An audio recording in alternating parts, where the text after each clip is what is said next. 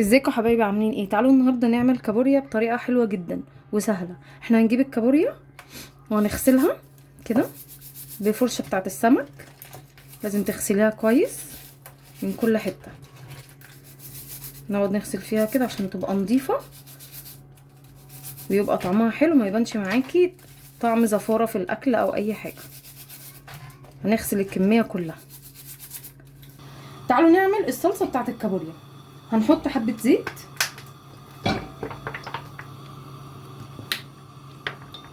تمام، وهننزل عليه ببصلايه تقطعيها حتت في الكبه اهو.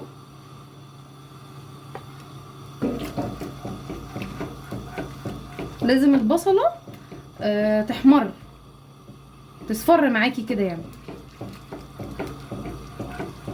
كده البصلايه اصفرت اهو. هتنزلي عليها بكيلو من الطماطم.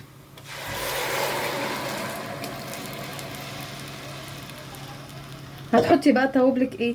حبه فلفل اسمر، حبه ملح بس. هنحط نص معلقه من الملح. الملح حسب الرغبه، انت عايزه تحطي قد ايه حطي اهو.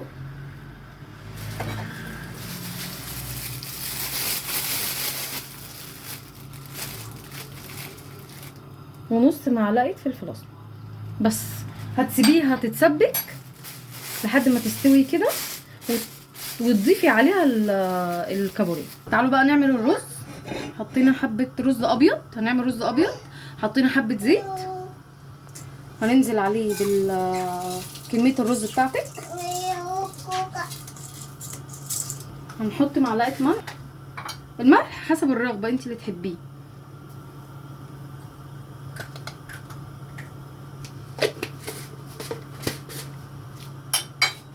لازم نقلب الرز في الزيت عشان ما يعجنش منك.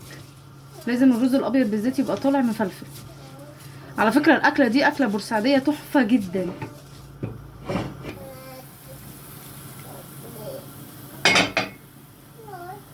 هننزل بقى الكابوريا في الصلصه.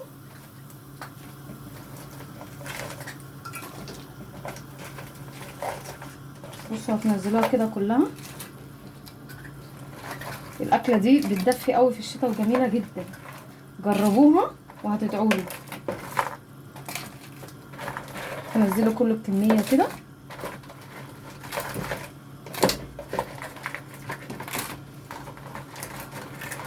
ماشي،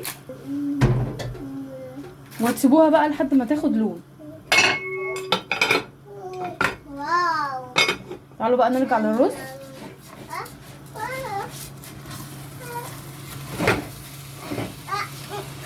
اهو. تمام، هتنزلي عليه بقى بالميه.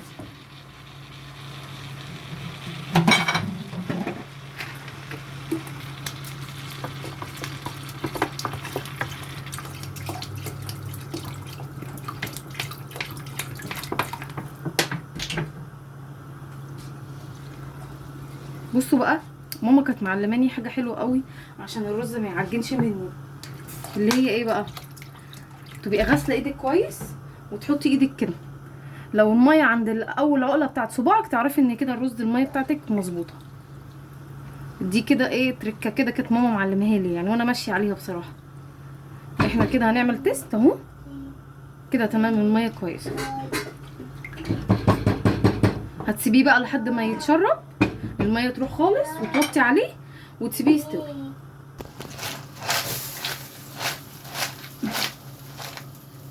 تقيله.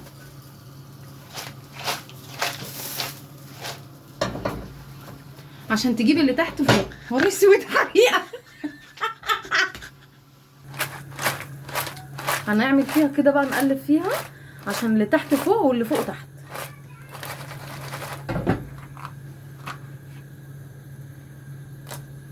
وهدي خلصت هي يا بنات. ادي النتيجه، ودي الصلصه بتاعتها اهي. بالهنا والشفا اللي على اللي هيعملها. وما تنسونيش في اللايك والشير والكومنت.